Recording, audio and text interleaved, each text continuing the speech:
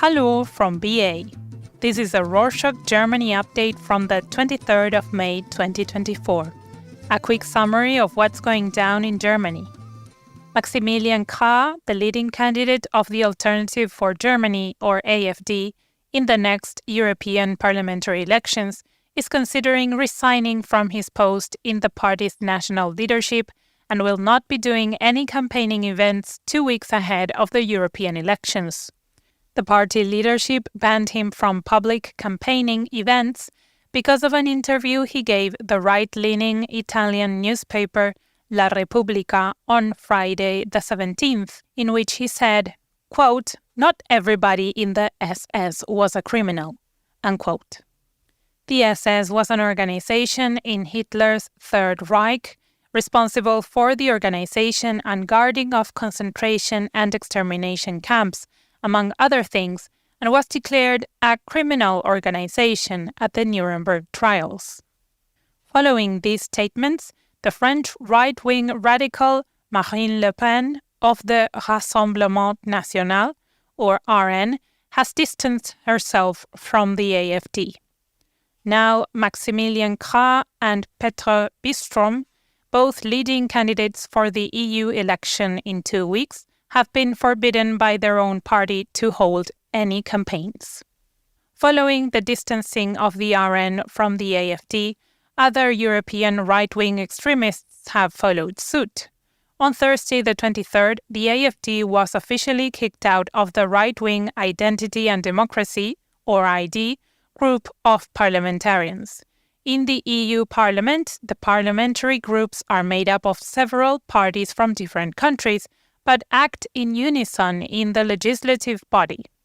For the AFD, the loss of its membership means that they might be crushed between the two far-right parliamentary groups in the European Parliament. Moving on Saturday the 18th, the news magazine Der Spiegel published a piece saying that the publication had access to an internal report of the Finance Ministry.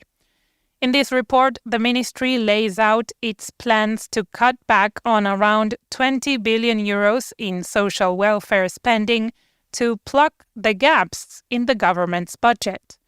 The Ministry of Finance has denied the existence of such plans. However, the report seems plausible, as the alleged plans would be in line with the last strategy to cut welfare spending of the Free Democratic Party, or FDP, and of Christian Lindner, the Minister of Finance. Talking about ministries on Sunday the 19th, Boris Pistorius, the Minister of Defense, asked for an additional 3.8 billion euros to aid Ukraine. Germany has allocated 7.1 billion euros for military aid. While normally Christian Lindner fights tooth and nail against any increases in spending, when it comes to Ukraine, he is more than willing to supply the funds. However, he has also said that he won't take on extra national debt and will instead look for ways to get the funds from the government's budget and see where to cut. Probably social spending will be the first on the chopping block. After several days of very loud silence, yesterday, the Chancellor sent his condolences to the families of the ones who died in the helicopter crash in Iran near the border with Azerbaijan.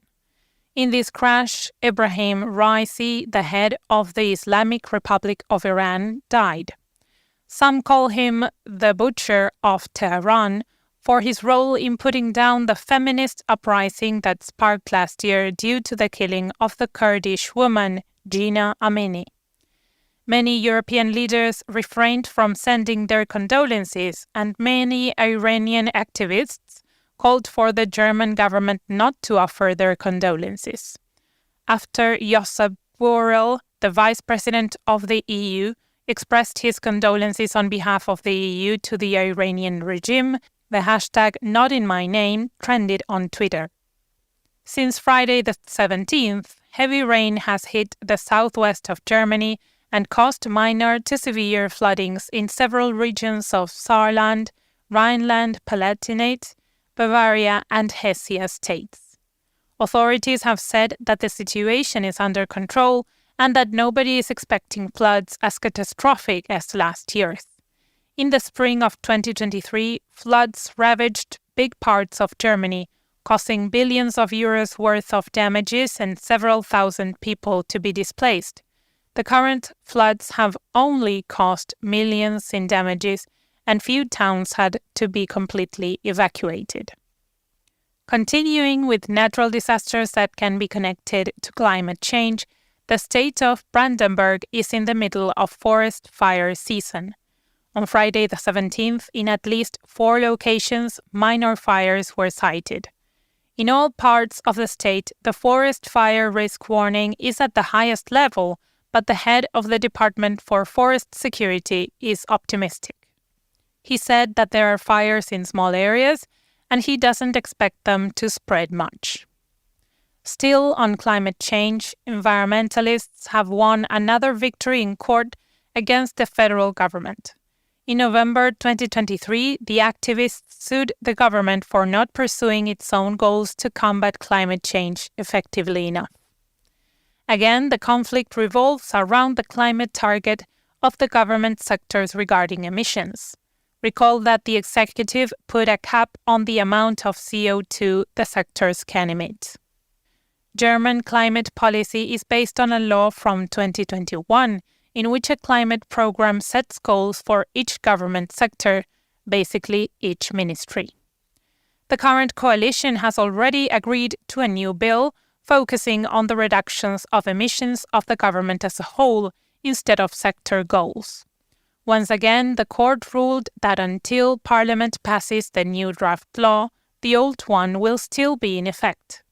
The court also said that the sector plan the coalition's government is currently using is not extensive enough and does not fulfill the obligations under the currently active law. The government will appeal the court's decision, so the case hasn't closed yet.